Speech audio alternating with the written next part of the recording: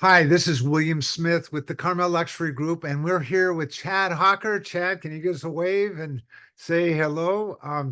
We are doing our monthly vlog with Chad as our lender. He is the number one loan originator for Synergy One Lending nationwide, and he's right here in Carmel managing the Carmel office. He's our lender for our team, and we're so happy to have him. Thank you, Chad, for coming today and joining us.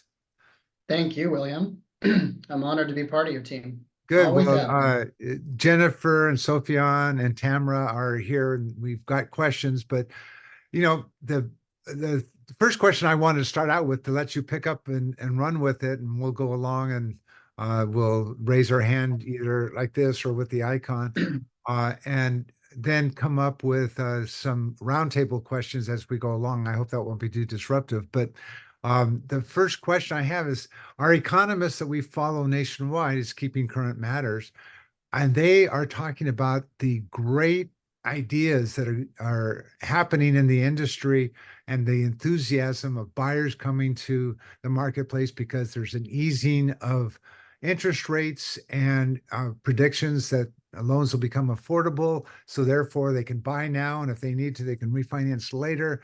All this is really creating a different feeling in the market than we had 6 months ago when we're in the sevens, and then eventually we went into the eights, and those percentage rates were just percentages that we hadn't heard for a long time. So I wanted to get it from you, the horse's mouth, right from the expert. What's going on with interest rates for 2024, and how will that help shape the market? Because our clients are asking us the same question. Take it over. You got it. And my answer to that question will be a little lengthy because I'm going to go through some slides to illustrate that. But I will just straight out say the optimism in the market for interest rates in real estate is very positive, and it's one thing to say that there's optimism for rates to drop and real estate to improve, but it's another to understand why, right? The why behind the what. So over the next half hour or so, we're going to go through that and help you guys understand. And I think all but Jennifer was at the meeting that we had in my office a few months ago. And I'm going to be touching on some of those same slides, which I think is important to not only touch on those, but to illustrate where we've come since then, and then where we're headed this year. Because I believe that more than ever, as a real estate professional, whether it's real estate or lending, the way we differentiate ourselves and bring value is to help clients make educated decisions about whether or not to invest in real estate and the financing tied to that real estate. Because there's so much uncertainty. One thing the pandemic did was create a lot of paralysis and confusion about what is going on in the economy, and thus what is the right decision when looking at investing in real estate. And the more we can help clients understand that, the more we can move them from a place of paralysis, a place of confusion, to a place of excitement and frankly, a place of hurry, because they're seeing that the longer they wait, the harder it's going to be for them to accomplish their goals. So let's jump right into this. And we're going to answer that question for you. So let me get out of here. Let me share my screen. All right, so we've got the 24 rate and housing update. Can you guys see that? Can you see my screen? Yes, yes. Okay. Yes, thank you. So before we move forward, let's look back. So last time, this year, forecasts or that rates were going to fall to the mid fives to the mid sixes. All right. Real estate forecast, we were going to see an appreciation of 6 to 7%. So let's figure out what happened and what didn't happen. We know that rates did not get into the fives. There was a period of time where they touched in the mid sixes, but frankly, a lot of anomalies happened last year that no one could have foreseen, and rates ended up being very volatile. In fact, they moved in October to 8%, right? So forecast on rates was quite a bit off based on these anomalies that occurred, which we will touch on momentarily.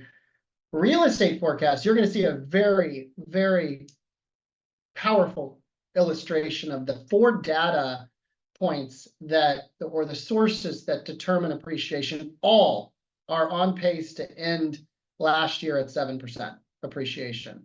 And this is interesting because all of these data sources look at real estate in different ways. You've got CoreLogic, you've got FHFA, you've got Case-Shiller. They all look at things a little different way across the country, and we had a 7% appreciation. So that's powerful that the forecast was correct. All right. So let's look back. You guys might remember this slide. And I think this is really important as we educate our clients and bring some sense of simple clarity on the connection between inflation, mortgage rates, the Fed. You know, what is going on? We hear so much in the news, and a lot of it is contradictory and frankly, just quite confusing. What we know to be true is that inflation and mortgage rates have always moved together. You'll see this back in 18 to the gray area, which was the pandemic. They moved almost in a parallel line. But you'll notice that once the pandemic occurred, rates moved down in connection, and then things went kind of crazy. So before I continue, I think it's important to touch on really the role of the Fed, because more than ever over the last couple of years, we've been hearing about the Fed, and people frankly get really confused about what the heck they're doing and why we give so much credit to them. And it's really quite simple. They do 2 things. By the way, the Fed consists of 19 members, voting members. They are not economists, which is quite shocking that they are making such major decisions about our economy, and they are not economists, they are politicians. Most of them are attorneys. Few do have an economic degree, but they are making very important decisions that affect all of us, and so forth. But they really do 2 things. One, they control the Fed funds rate, okay? The Fed funds rate is the short-term borrowing rate between banks. And when we are in times of distress in the economy, they lower the Fed funds rate. They make it cheaper in our country to get things done. They're easing the cost of things, right? So they will lower their Fed funds rate. When things are, with things such as inflation, things are getting out of the hand, they raise the Fed funds rate to make it harder, to slow the economy down, all right? So that's number 1. So we hear about the raising or lowering of the Fed funds rate, which affects all of us. It affects mortgage rates. It affects the cost for companies to do business. It affects the consumer because it affects credit cards. It affects home equity lines of credit. Everything becomes more expensive and it slows spending, right? Number 2, so they control the Fed funds rate. Number 2, they either purchase or sell treasuries. So this is called either quantitative easing or quantitative tightening.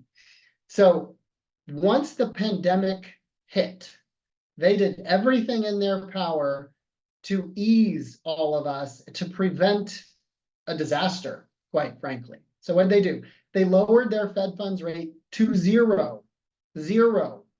And so everything became cheaper. They also started to implement massive quantitative easing. So this is when they started purchasing treasuries at a record rate to provide liquidity within the markets. This drove interest rates down. It made it easier for businesses to conduct business.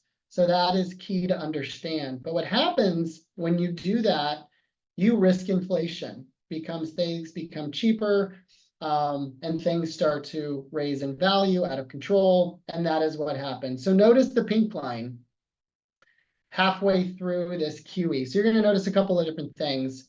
The white line is QE. That is the time frame that the Fed implemented quantitative easing, right? But you'll also notice the pink line, kind of like a rocket, took off. But the Fed, this is where economists really criticize the Fed for being reckless. you'll notice that halfway through that QE period, inflation started to skyrocket. And what did the Fed do? Nothing. They said it was transitory. They said it was temporary and it would fix itself. They kept saying this until they realized they screwed up and they needed to do something quickly. By that time, you can see that inflation and the CPI, which is a form of inflation, had climbed so high, they finally had to act, and they immediately they stopped QE, quantitative easing, and they started to raise their Fed funds rate faster than they ever have in history. Within 7 months, they went from 0 to 5.5%. And then it created new problems. Yes, they had begun to fight inflation. As you can see, mortgage rates immediately climbed faster than really, again, any time in history. And again, there were so many different chain effects. First of all, the consumer didn't know what to do, right? You're qualifying people at a rate of 4%, and then 4 weeks later, it's at 5%. 4 weeks later, it's at 6%. People are going from qualified to not qualified. No one can seem to make sense of the rates. It was chaos. What also occurred within the banking system, which now we can move forward to by understanding what the Fed does, we can see what happened last year. So as all of this is playing out last year, the banks are now struggling because this Fed funds rate affects banks. It affects depositors. It affects how they conduct their business. And eventually, you have a banking crisis because now banks like Silicon Valley Bank are going under. Banks can't keep up with the cost and the demand from creditors, so banks start going under. Then we have the debt ceiling issue that they had to address.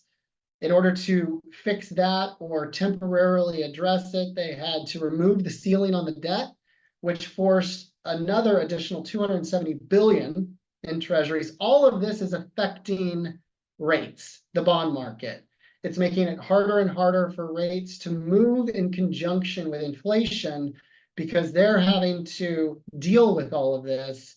Suddenly we have, as a country, so much debt and the debt ceiling removed that our country's credit rating, think of our own personal credit rating, the country has a credit rating, the credit rating goes down. So now we don't have a good credit rating. And again, this has an impact on mortgage rates.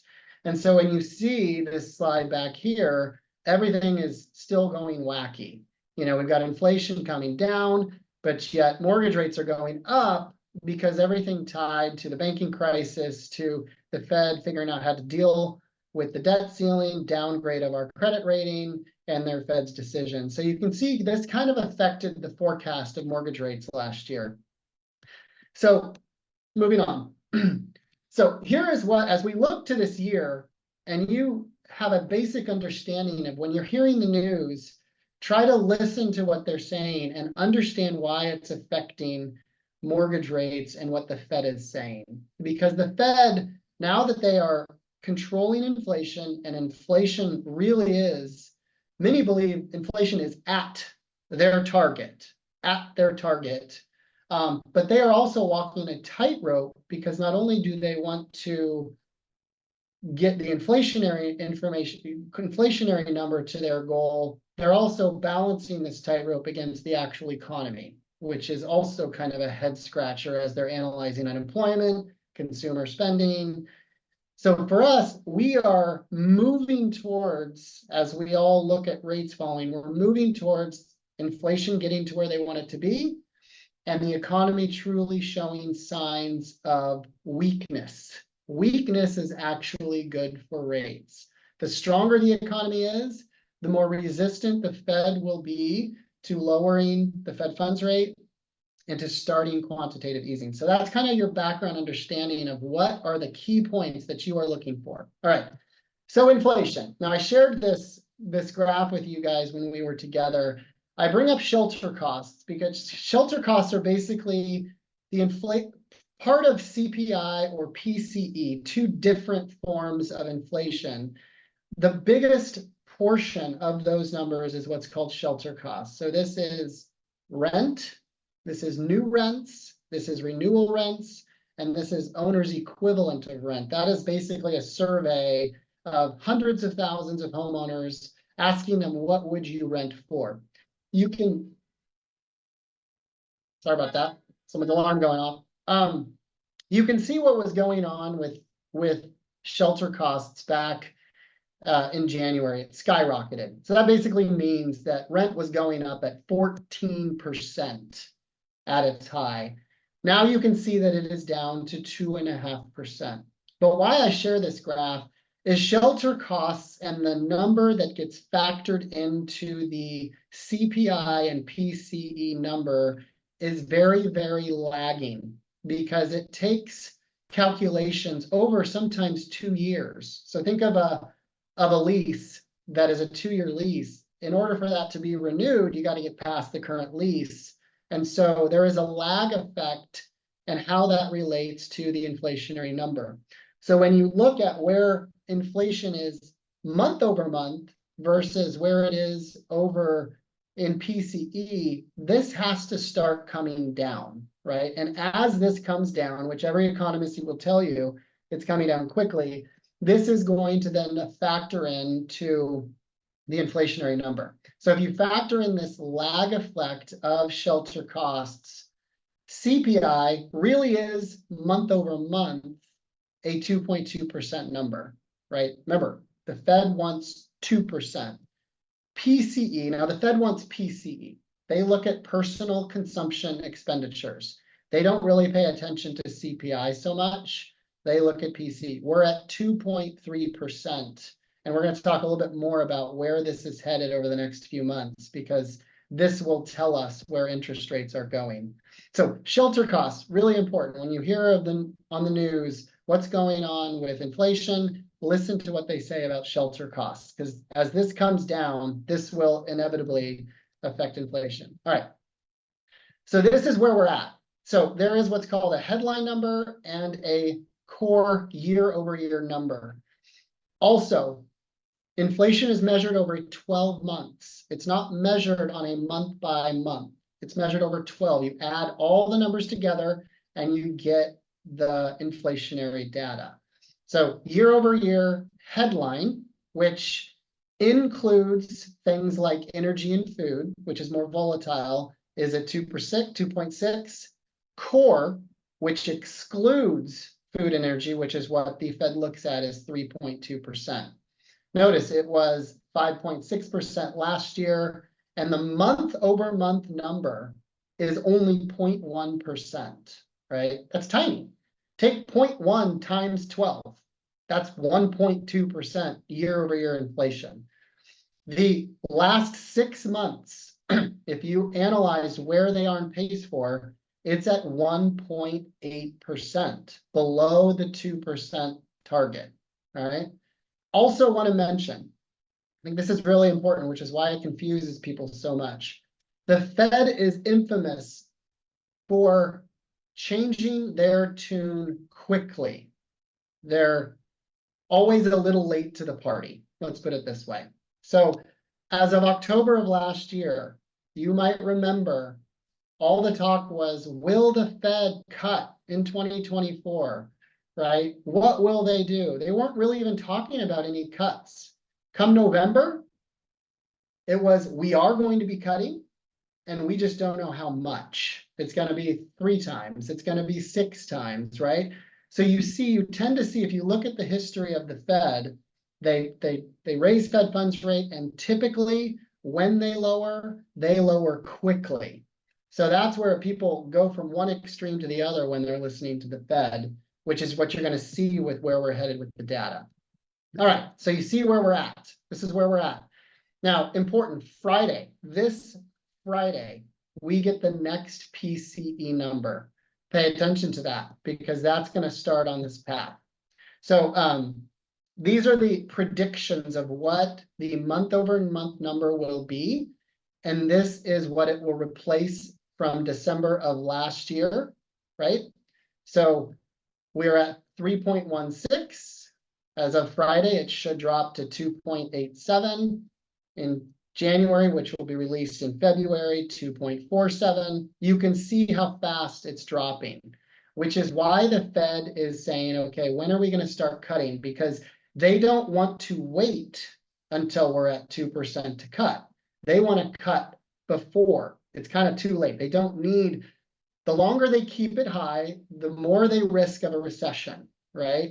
So they have to walk this tightrope of making sure inflation's coming down, but also not putting us into a recession. So this shows you where CPI is headed based on the predictions of the inflationary number. This is really, really encouraging, right? We are there. So interestingly enough, there are odds, kind of like Vegas, on what the market predicts that the Fed will do when they start cutting.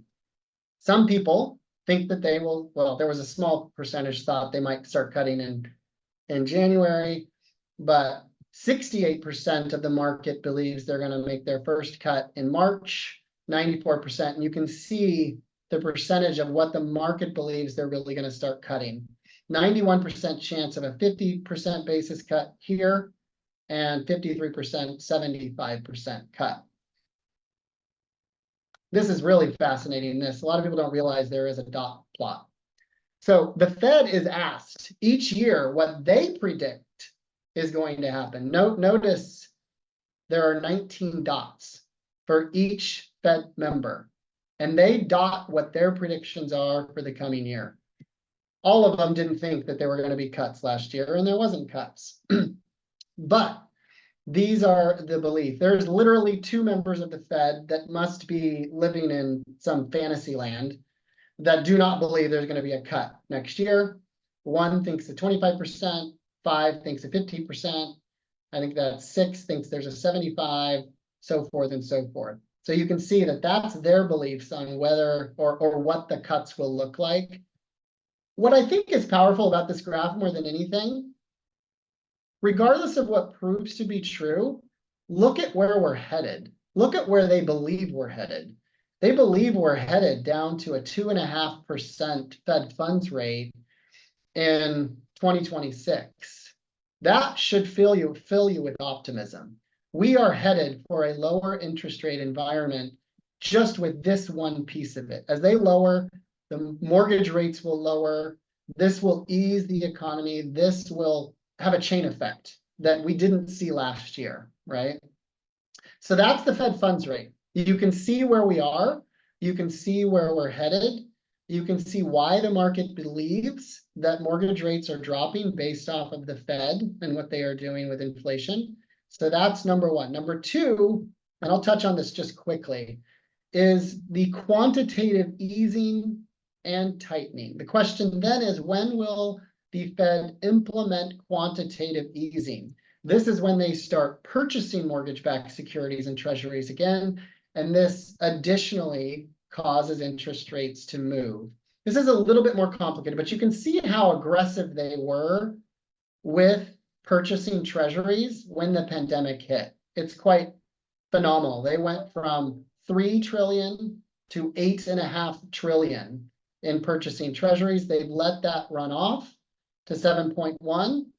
And so what this ties into is what they look at is a percentage of the amount of treasuries held, securities held, to the gross domestic product. Once it starts getting below 24%, they are going to start purchasing mortgage-backed securities and treasuries. This will create more liquidity in the markets, and this will drive down interest rates. Many believe in the red that percentage, once it drops below 24, they will start purchasing mortgage-backed securities, right? Because think of it like, they want to start doing whatever they can to ease the economy. So if you're going to start reducing the Fed funds rate, so you start pushing on the accelerator, you're still braking. Like, why push on the accelerator and brake at the same time? You got to work in conjunction to basically help the economy. So you can see that based on these numbers and projections, that many believe that QE will start again in July of this year, which is why, again, we come back that most believe it might take until June, July, that we start to see a really significant move in interest rates. We've already seen that move from October to now. Remember, they hit 8%. The moment the Fed merely announced that they are changing their tune and they will be cutting next year, we immediately, just on their prediction, saw rates drop 1.5%. That's just a slight sign of what are things to come. All right. Okay, so this is also tied to inflation. I'm touching on these really, really quick because again, the Fed is walking this tightrope. Many believe, just this morning, a report came out saying that we will most likely be in a recession in Q2 of this year. So there's nothing to fear. Clients that say the recession is bad for real estate, bad for rates, it's not true. It's always actually good for rates and real estate. But many feel, this is where it gets confusing, that the economy and the Fed keep saying that the economy is resilient.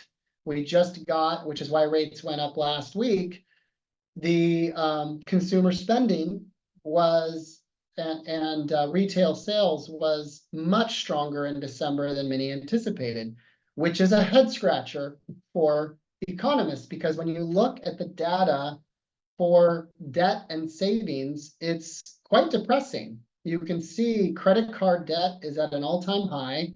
Not only is the debt high, but the amount of interest they're paying on that debt is crazy, sometimes 25%, which is tied to the Fed funds rate, coupled with the fact that savings accounts across the country are running very, very low. And so when you see what the consumer is doing and you see retail sales strong, it just makes an economist think at some point this is going to crack and things are going to show significant signs of weakness. We see a lot of that same cracking within unemployment. You know, for the first time in a very long time, we've got employers, instead of laying people off, they're furloughing, they're dropping hours. So although we're not seeing the unemployment rate move up, or certain things tied to that get worse, it's right on the verge. We also see hours being reduced. You don't really hear much about people hiring. You hear primarily about layoffs. So it's, to an economist, they're just thinking, this is interesting. It's only getting worse. It's something's going to happen. But when you look at recessions with housing, again, shows that every recession except the mortgage meltdown, real estate continues to move up. Every recession, rates move down. Those are things to come. I always touch on this. There's some that believe that with unemployment so low, how could we go into recession? The reality is every recession starts with low unemployment. So it's just on the cusp of moving upward. All right, so all that to say for rates. Conservatively, rates should be in the low 5s to mid 6s. I say mid 6s because that's where we are right now, right? So as all of this stuff plays out, we should continue to see rates move down. It's not going to be in a direct straight line down. There is still a lot of confusion as to some of this data with the economy. You know, like we talked about unemployment, retail sales, head scratching. It shows signs of resiliency. As we show signs of resiliency, that's going to hold back rates moving down. When it's really clear, that's when rates will move down quickly. All right. 10-year treasury, during when rates were at 8%, the 10-year treasury was at 5. We are now at 4. We had gotten down when rates were the lowest, which was like 2 weeks ago. We had gotten down to 3.8. So many believe that 10-year treasury will get down to 3, which translates into rates at about 5, 5.5. So, so we're the source. All right, let's keep moving. All right, so I love this slide. You've probably seen it before. We, as real estate professionals, need to help our clients simply ignore what the media tells us. They're never right. They really aren't, right? These are headlines over since 2015. You get the headlines and you get exactly what happened in real estate. Those poor people that listened in 2015 that wanted to buy, look and see what's happened. You know, we've seen values, and this is nationwide, average 300 to 523. It just, right? They're just wrong. They're just wrong. We have headlines like this, which I've shown you before: dramatic increase in foreclosure filings, up 150%. Again, people listen to this stuff. It sounds scary, but the reality is that in 2021, there was a moratorium on foreclosures. In 2022, they continued, but they are still at all-time low. We have unprecedented amount of equity for most homeowners. I think the latest, you probably know as well as I, it's something like 50% equity for the average homeowner. That does not lead to a foreclosure. Love this graph. This takes us back literally to 1941, showing what real estate has done. And you've literally only had, what, like 7 years of decline since 1942. Many argue after a period of time of dramatic increase that there needs to be a correction. History just hasn't proven that to be true. And so it's not a reason to avoid real estate thinking there is going to be some form of correction. This is the graph that I had mentioned earlier about this year, going back to the predictions. So Case-Shiller, FHFA, CoreLogic, Black Knight, they all analyze appreciation month over month. You can see some of them haven't announced November's data or December's data, but if you add them all up, they are all on pace to do 7% appreciation across the country. And we got to remember, this is against the media telling us that we're going to have a crash. They're just simply wrong, and we know why. It's all inventory, right? Supply and demand. If you have a product with little supply and greater demand, that supports values and most times pushes values higher. And we know what's going on with inventory. Last year, inventory pretty much averaged at 1.1 million across the entire country. And at any given time, to fast forward to this slide, 400,000 of those were already in contract, leaving only 700,000 across the country available. That mind-blowing, right? Unbelievable. That's the lowest in history. Compare this even further back to 2007, when there was 4 million properties available, right? Now we're at 1.1 million. To put it into further perspective, I love this slide. Got to take into consideration our population from 2007 is 34 million people more. So you have an inventory that's completely continued to stagger and decline, and you have the population increasing. What does this tell us? There is a huge pool of buyers out there waiting. They don't go away. Those goals still are there. Their needs are there. They're on hold. And so as rates start to move down, this presents an opportunity not only for more buyers to re-enter the market, but more importantly, it allows sellers to rethink selling and moving up or sideways. All right. So we know that inventory is low. We know that this supports real estate values. And this is going back to what Jennifer said. This is the time to be making as many contacts and leads as possible and maintaining communication with them, because as things progress, it's going to come together. It's going to happen. So in summary on real estate, the new forecast for real estate this year is conservatively 4.5% to 5% appreciation, and transaction volume, which I think is really important for you guys, is that volume will go up 15 to 20%. This is more business for you guys to gain market share on. You also know that a lot of real estate agents have not been able to hang in there. They're gone. So you have more business with less competition. It is your responsibility to just educate, be their resource, be their advocate, stay in touch with them, because things are changing quickly. All right. So in summary, I think what's really important for all of us is, again, educating our clients to understand what is going on in the market and where things are headed with rates and real estate. And those clients that want to still wait, we got to educate them as to the dangers and concerns of waiting. higher interest rates in this low inventory environment really can be their friend. It's allowing them less competition. It's allowing them with less competition to negotiate more.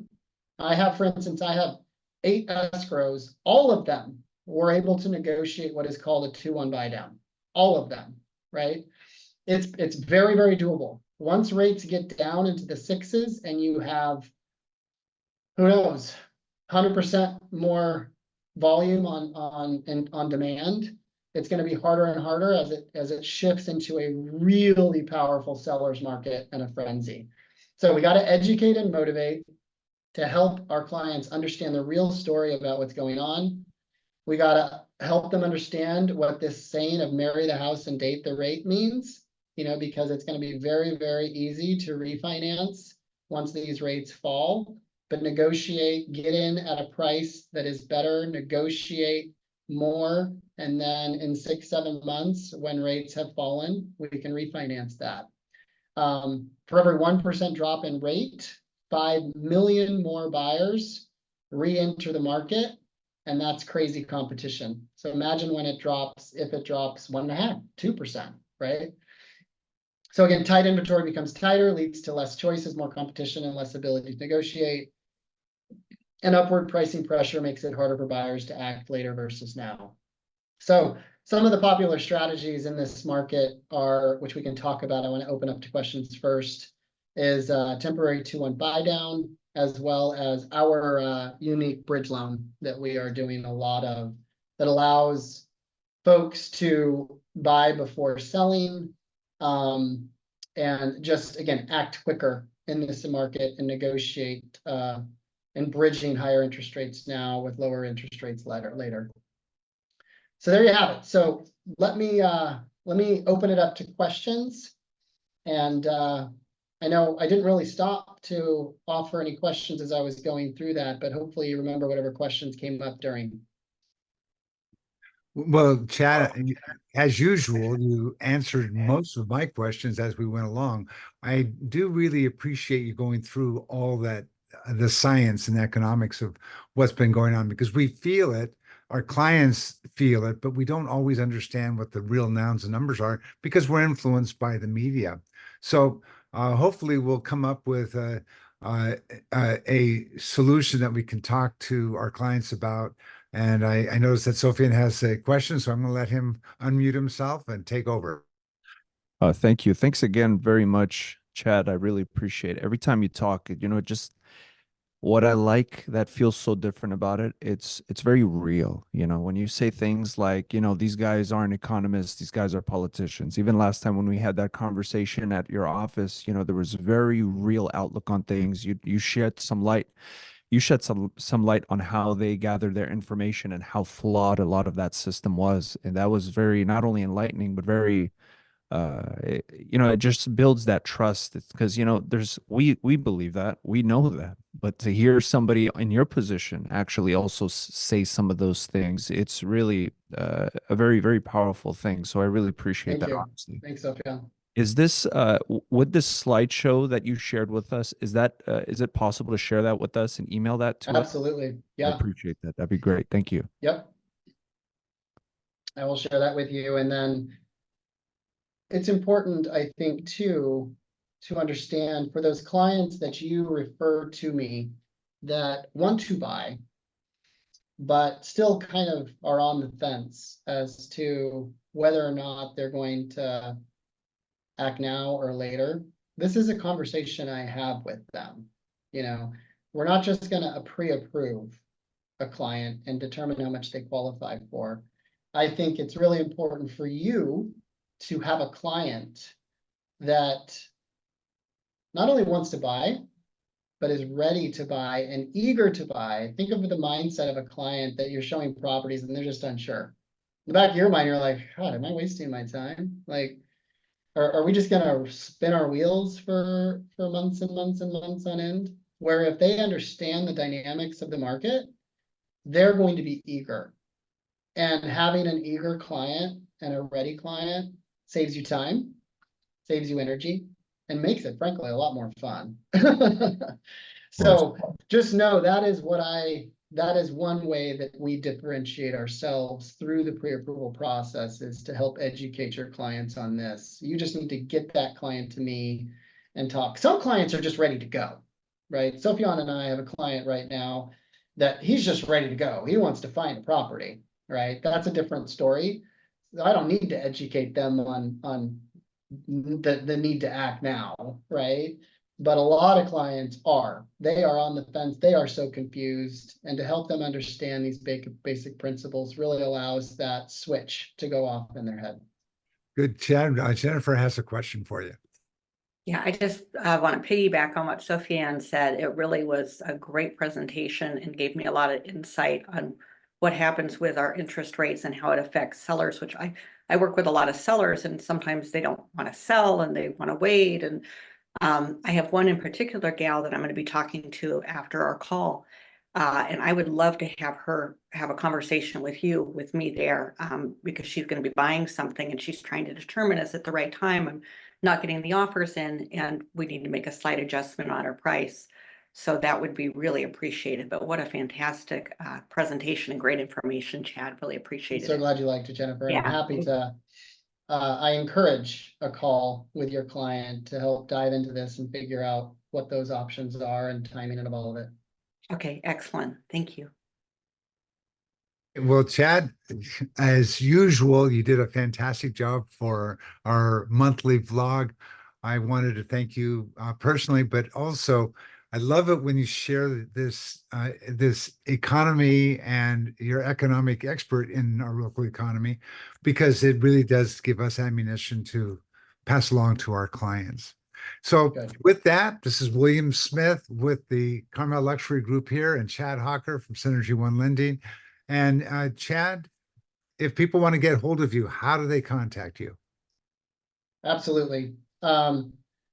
Just email me at chawker@s1l.com, phone number 831-521-9378, or just Google me.